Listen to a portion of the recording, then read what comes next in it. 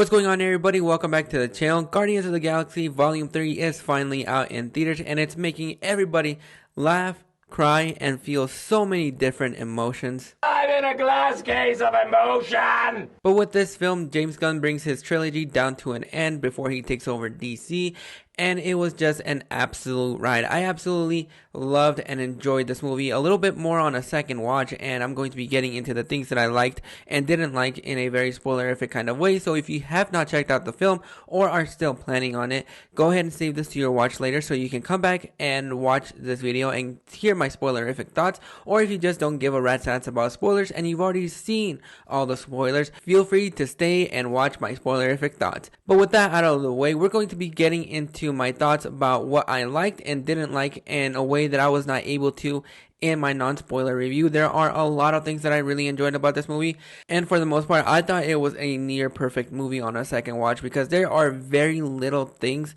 that I didn't like. To some, it might be a bit of a nitpick, but to me, it was something that really deviated the film just a little bit, but it did not ruin my experience with the movie. So starting off with a couple of things that I moderately liked about the film, we're going to be starting off with Adam Warlock, and the way that he was introduced in the movie I thought was absolutely great. He was brought in, he looked powerful, and the way that he just took out most of the Guardians just to get Rocket was great, and it showed the potential that you could have used with him in this film. However, that potential was not realized from beginning to end because he's rarely in the film, and if you had just plucked him out, the movie would have not lost anything. I don't think he was needed for this movie, mostly because he is gone for a large portion of the film, and it almost felt like he was just in there just so he can save Quill towards the end of the film. And even though Will Poulter did a fantastic job, I've been a fan of him since the Chronicles of Narnia, The Voyage of the Dawn Treader, when he was just the annoying brat in that movie. But I thought he did a really good job of portraying Adam Warlock, and who knows if he's going to be used again in later films. But the way that he was used in this movie, I just was not really fully invested, and he seemed just like a mama's boy. Now, when I watched it a second time, and on the drive home from my first watch, the line where it says that he was released too early by the High Evolutionary, that made me understand the character just a little bit. I understand why he is the way he is. He's still a baby. He's not really all that transformed just yet, but I don't think he was needed for this movie. I don't think Elizabeth Debicki was also needed in this movie. I don't think you needed the Gold Lady to come back, and that was one of the big issues that I had with this movie because it just felt like they were just in there just to be in there. And when it came down to the High Evolutionary, even though he is portrayed as somebody that is despicable and awful, and you just want to see him die from the moment he shows up, he didn't really do much for me aside from there was just a lot of constant yelling. And so even though I really liked the portrayal of the High Evolutionary, I was not fully invested with this character, and I don't really think you needed him in this movie. I understand why he's in it, because we're dealing with a lot of Rocket's backstory, which I'm going to be getting into. But just for me, even on a second watch, he really didn't really do anything for me. But those are really the only things that I didn't like about this movie, because to be honest, this movie is a near perfect film from beginning to end, and the way that James Gunn is able to wrap these characters up and give him a proper send-off to these characters was absolutely fantastic. The film starts off with the High Evolutionary picking baby Rocket, and then that little dissolve into Rocket listening to an acoustic version of Creep by Radiohead. And then we just see how the Guardians have transformed nowhere into their little home and how they're running everything. You have Quill, who is drunk because he still can't get over the fact that he lost Gamora, and this new Gamora really doesn't remember him or know him at all. And so the way that everybody was used in this movie, I thought they all had a moment to shine, even if some characters had more screen time than the others. Some of the characters that don't get a lot of screen time is Gamora. I thought even though she is an integral part to the movie, she kind of feels like a background character in this movie, and I think that has a lot to do with the Russo brothers killing off Gamora in Infinity War, and then James Gunn trying to make the best out of this new Gamora, because it's the same one that we had in 2014, except now she's joining the Ravagers, which I thought was a really nice twist on that, seeing where she is now, and just with Quill being surprised that she is now a Ravager. I thought that the way they used her in that way was fantastic. But once we get into that third act, when Quill, Groot, and Nebula go see the High Evolutionary, for a majority of that portion, Gamora is really gone, and she's really gone for, I believe, the first 30 minutes of the movie. The way they used her and the way that they really brought her out was fantastic. And I love that James Gunn was able to respect that this was not the same Gamora that we've come to know and love, that this is a Gamora that was plucked from her own timeline and then brought into this whole new world that she really doesn't know at all. And so continuing off that relationship between Gamora and Nebula was great. And we find out that Nebula was in contact with Gamora and she didn't tell Peter because she didn't want him to react a little bit.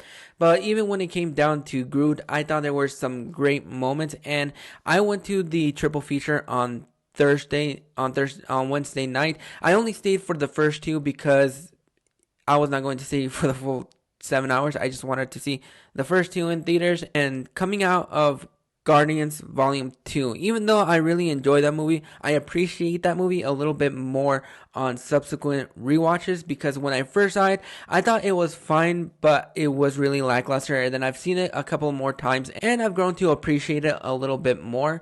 But one thing that I came out realizing after watching Guardians 1, 2, and 3, when we get to know Groot in the first film, there really wasn't a lot for us to get attached, but when it came down to his death at the end of Guardians of the Galaxy, you can feel the emotions there.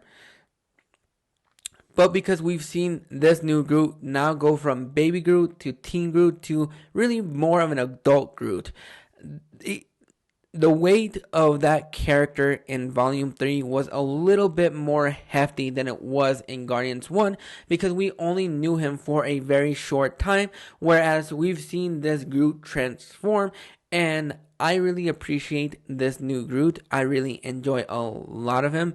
They continue the relationship between Drax and Nebula, which was one of the best relationships in the Guardians Holiday Special, which I absolutely adore. I thought that was absolutely fantastic. They continue that relationship in this film, and even though it does feel like Drax was just a bit of a punchline in the second film, I thought they gave him a little bit more to do in this movie, and just the relationship between Drax and Mantis, I thought that was absolutely fantastic. James Gunn did a really good job of portraying these characters. And then we have Quill, who really hasn't gotten over the fact that he lost Gamora, and this new Gamora doesn't know him at all. And that kind of feels like a running joke from beginning to end, that at times it does get a little bit stale, just a little bit, but that is just a bit of a nitpick that I had, because I love Chris Pratt as Peter Quill, and he brought his A game into this movie with a lot of the emotions.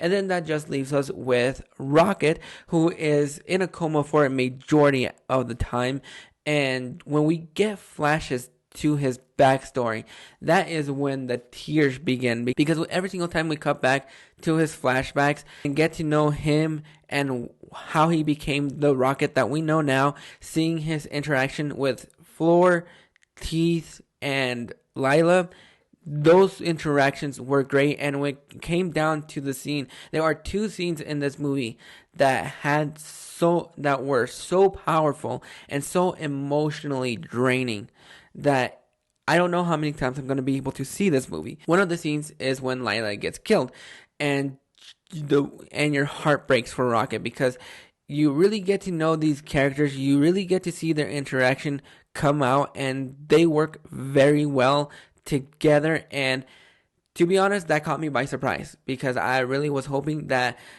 they went their separate ways after getting out, but unfortunately that did not happen. And so when the High Evolutionary kills Lila, your heart just breaks and your jaw is dropped. It was well done, well, no pun intended, executed. But the way that scene was done brought out so many emotions, And the other scene that just absolutely destroyed me to no end is when Rocket sees Lila again, and he feels bad that he got his friends killed, and the way that, and even though it's just a voice acting, the way Linda Cardellini portrays Lila in this movie is absolutely great. You feel every emotion from every single line that she says, and just before she stops Rocket from walking into the light. Yeah, that absolutely destroyed me. It was well done. The way that Rocket asks Lila if he can come with them, and then she just stops him and says, "Hey, your story is not done yet. It's still continuing." And even though some people will be crying at that, moment, I love it. Right before Rocket's spirit goes back into his body, he says, "I'm not a raccoon," and then he just boom. And I thought that was just absolutely well done. It broke the tension. That's what this movie does great. Is that you have so many dark elements, and it's alleviated by humor, that when it gets to the really dark moments, and then you get that little drop of humor, it absolutely works. And that's what James Gunn was able to do. The way that he infuses the music in this movie is well done. I absolutely enjoyed this movie to no end. There are a lot of great things in this movie, and then just that one hallway fight scene with everybody just going at it, the one that feels like it was done in a one-shot take, was done absolutely fantastic. The action sequences were great. It's very colorful, very vibrant, and you have so many great emotions that even for its last ride, everybody just brought their A games. They all had their moment to shine. And then when everybody gets to say their goodbyes towards the end, it just brought everything to a perfect close, and it was just absolutely great. Plus, you also have the two post-credit scenes. Plus, you also get that little tease at the end, that little tag that says that Star-Lord is going to be returning, which I kind of figured he would be returning. I'm assuming that these Guardians are going to be returning for Secret Wars or a different project. I'm assuming it's going to be for Secret Wars because I don't see anything else that they would be returning for. But I thought this movie was a near perfect movie.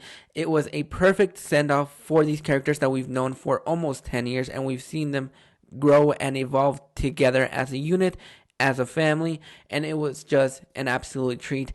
I don't know how many times I'm going to be able to see this movie again because it is emotionally draining and there are some heavy things here and there, but overall, really absolutely loved it, even on a second watch. But definitely one that has so many emotions, and James Gunn really did a banger of a job just hammering this film home and just giving us what we wanted to see, a perfect send-off for these characters. But those are my spoiler thoughts on the film. Have you guys checked it out, and what did you think? Go ahead and drop your thoughts in the comments below. And if you like this video, go ahead and click that like and subscribe button so you don't miss out on more. Click that bell notification so you get notified every single time that a video pops up. And we'll catch you guys on the flip side.